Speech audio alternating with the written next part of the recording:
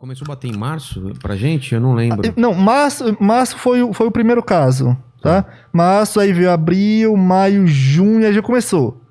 Quando Aí, que fechou julho que foi o pico pior. Junho, julho e agosto foi o pior.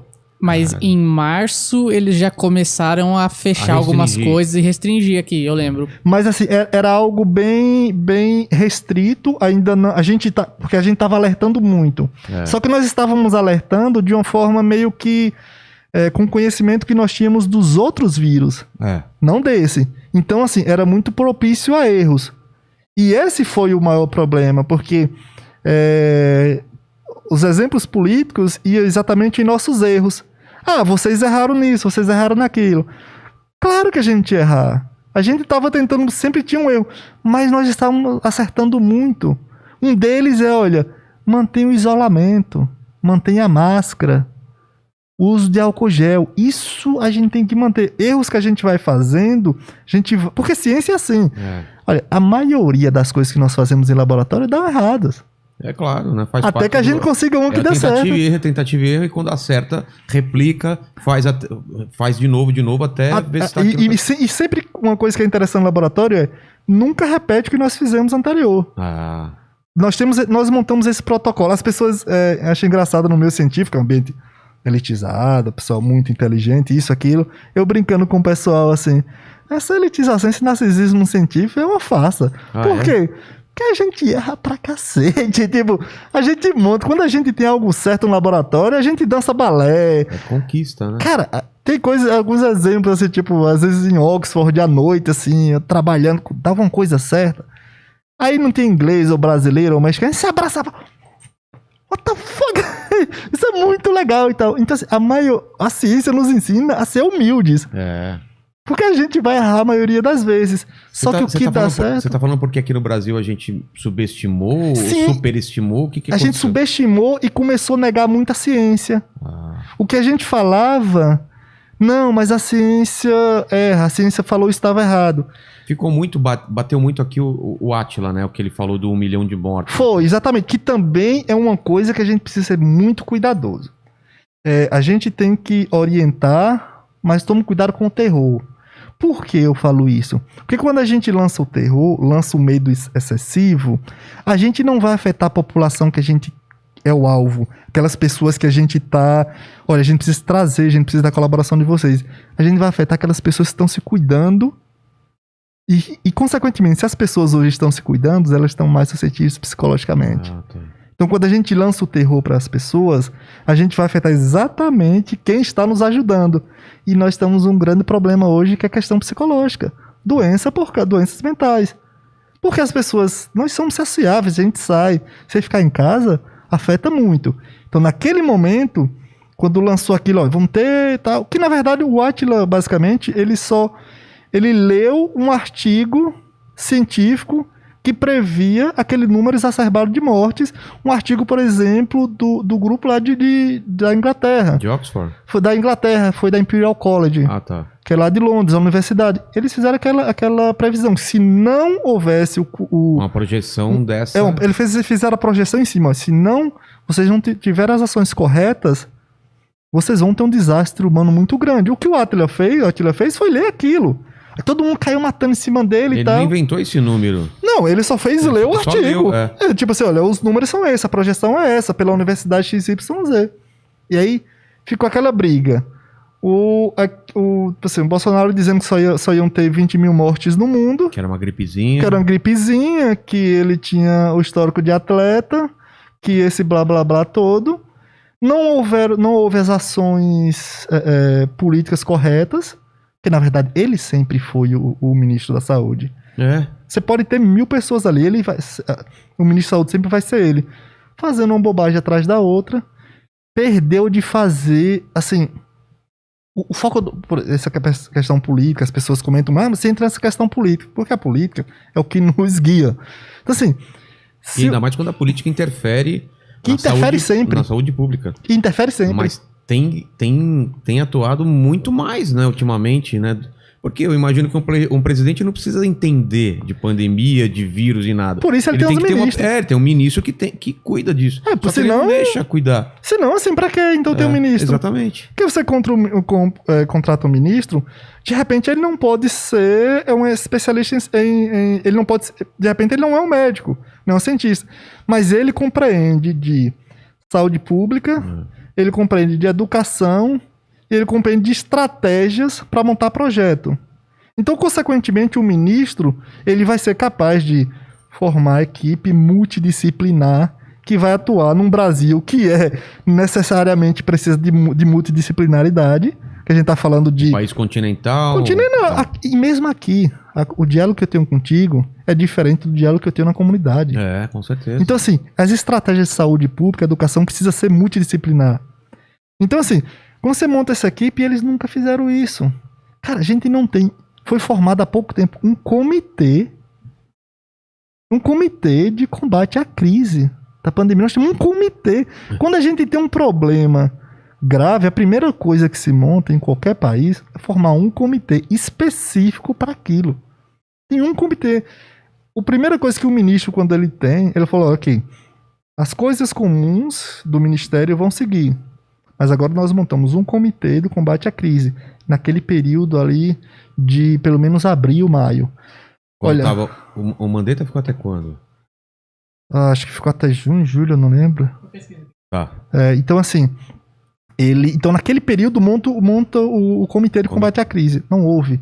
Então, o vírus se espalhando. Parte da população aderindo e parte da população não. Ou adere todo mundo, ou todo mundo quebra a cara. É bem simples. Um vírus como esse, então foi junho, julho, o pico. Saiu em abril. Abril? Foi no comecinho ainda. Caramba, cara. Aquele era o período para montar o comitê. E ficou um bom tempo sem ninguém. Foi, aí ficou o substituto dele, que depois virou o ministro, né? Que é um dos... Ele vai entrar na história pro pior ministro da história de todos os ministros possíveis. Assim. Qual é o nome dele? O que entrou em seguida do Mandetta foi aquele Nelson Teich. Foi, que só ficou menos de um mês. Aí depois... As olheiras lá, né? Foi, ele entrou quando acho que a primeira reunião dele, ele já entrou em decadência com aquelas olheiras, assim. Aí depois entra o general lá. Que aquele vai entrar com os piores ministros do planeta de todos os tempos, em todos os ministérios, assim. Um desastre atrás do outro. Até quando ele acertou, ele foi obrigado a errar. Que foi quando ele entrou em um acordo com o Instituto Butantan para comprar as vacinas. Tá. Que aí o presidente falou, não tem acordo nenhum porque eu não compro essa vacina. E ele foi lá e desfez o acordo. Então, agora vamos falar desse lance das vacinas. A gente tem a sensação, pelo menos eu tenho a sensação, que a gente poderia estar um pouco melhor se tivesse comprado as vacinas antes. Muito melhor. Como foi esse lance? Quando foi oferecido pra gente? Por que a gente não comprou? O que aconteceu? O que acontece? O desenvolvimento de vacinas, ele tem algumas estratégias, tá? Embora a gente importou muita coisa, mas sempre é aquela estratégia. Modelo animal, estudo em animais, depois vai para estudo em seres humanos. Estudo em seres humanos, aí a gente chama fase 1, fase 2, fase 3. Aquela fase 1 e fase 2 é quando a gente testa as vacinas que foi testado em animal com seres humanos, para saber se não vai causar nenhum efeito colateral, para saber se replica o que nós fizemos com animais. Tá. Essa é a fase. Aí, as melhores estratégias vai para a fase 3. Nessa fase 3 é quando a gente testa em milhares de pessoas. Esse testar milhares de pessoas é para saber se realmente a vacina funciona, as pessoas vão estar expostas. Tal. Nesse momento, é onde entra a equipe. Se a equipe tem uma noção básica de saúde pública, fala, opa, quando é que a gente vai entrar em negociação e quais nós vamos entrar em negociações? Com todas. Claro. Mas se alguma der errado, não importa. Se a gente perder, 1 bilhão aqui, se a economia voltar mais cedo, nós vacinarmos a população, a economia voltar mais cedo, a gente cobre esse prejuízo assim facilmente.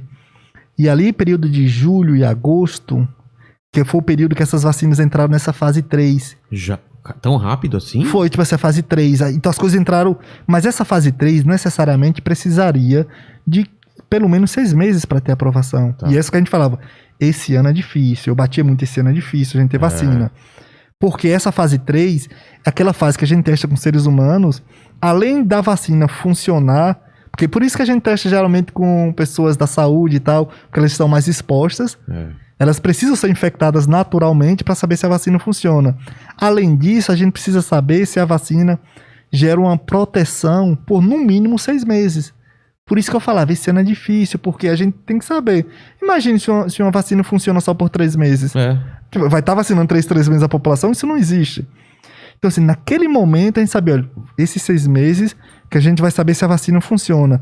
Mas se você tem uma equipe que ela entende do que está falando em saúde, quando eu falo saúde pública, eu estou incluindo, as pessoas têm que entender, saúde pública não é só saber de um hospital, as pessoas falam, ele é médico ou não é? O médico, às vezes, ele compreende do hospital e tal, mas não tem a noção do que é saúde pública, não sabe o que é, tem que entender o que é educação, tem que entender estratégias para montar, por exemplo, uma equipe multidisciplinar. Eu sempre bato essa questão multidisciplinar, porque o Brasil é heterogêneo, tem que ter multidisciplinaridade, tem que ser linguagem para cada grupo. A mesma linguagem que chega em você não é a mesma linguagem que chega em mim. Entende? É diferente. Então, assim, nisso daqui, naquele momento, em julho e agosto, é quando ele falou, vamos investir em todas as pesquisas do mundo. E na época, as maiores eram o quê? 3 pesquisas? Tinha umas 5 ou 6. Tinha umas 5, era porque tinha a de Oxford, tinha a daqui a Sinovac, junto com o Instituto Butantan, tinha a Moderna, lá nos Estados Unidos, tinha a BioNTech, que depois a Pfizer, que o pessoal fala muito, a vacina da Pfizer. Na verdade, a Pfizer só fez juntar com a BioNTech, que é da Alemanha. Na verdade, não é a vacina da Pfizer. A Pfizer, ela pegou já a vacina pronta, investiu pesado. E colocou a marca dela. Tinha essa, por exemplo, essas, se eu estiver esquecendo alguma, essas 4. Talvez a da China qual que era? Era a Sinovac, a Coronavac.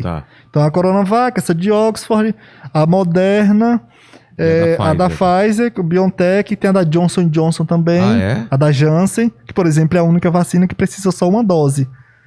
Basta uma dose para ela. Então, no mínimo, vai ser 5. Investe nas 5. Como fez o Canadá, como fez os Estados Unidos. E o Brasil fez o quê? Disse que era para não comprar a vacina da Coronavac, porque começou a chamar de vacina.